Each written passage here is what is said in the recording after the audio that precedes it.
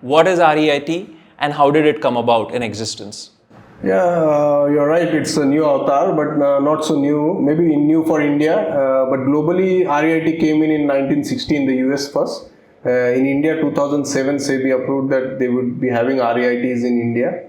It took about 10 years for the first REIT to get approval, and in 2019, it got listed on the exchange, which was the Embassy REIT.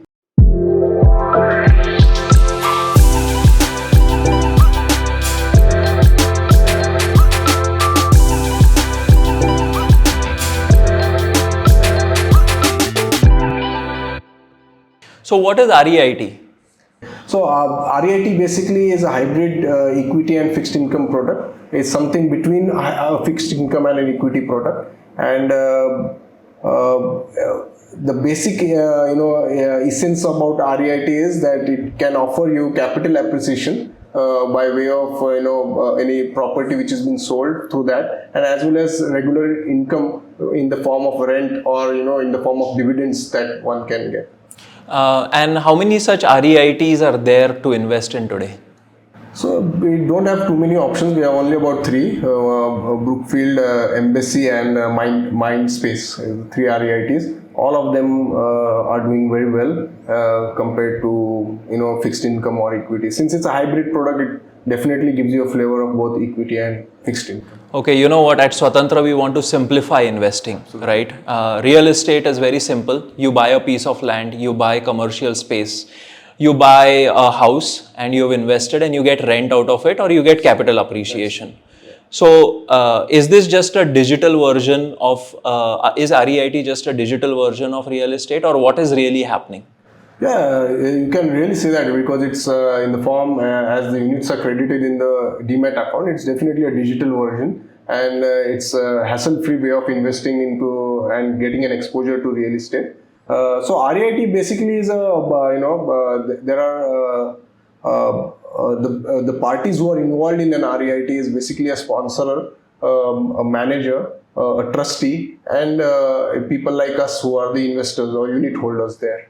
So sponsor is the key person who clubs in all his assets or existing real estates, which are fetching him regular cash flows. And then there's a trust which is formed, which overlooks at how the operations are done correctly, and the investors' interests are taken care of and safeguarded. And there are unit holders like us who will invest in those in these units. And there is a manager who will manage the entire show, collecting rents, compliance, and everything. And basically, so to give you an example, Embassy has a partnership with Blackstone. So Embassy and Blackstone are the sponsors. Trustee is Axis Bank there, and the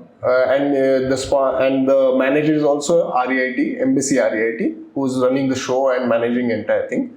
So that's how the entire gambit of an REIT is. So REIT basically gives you an option to choose to be a part of certain units or commercial properties which are already established and have been let out for long term to various corporates. There are even REIT. There are even the hotels which are a part of these REITs. So basically, you become indirect owners of these properties. Why I say indirect? Because you don't actually own these properties; you are just part of it, and that's why it's evolving in a big way. To give you an example, now people normally people do keep telling us that they want to buy properties here and there, but if one had to buy at say a sea-facing property in Cattle Road or on Bandra, it's not possible for everybody, right?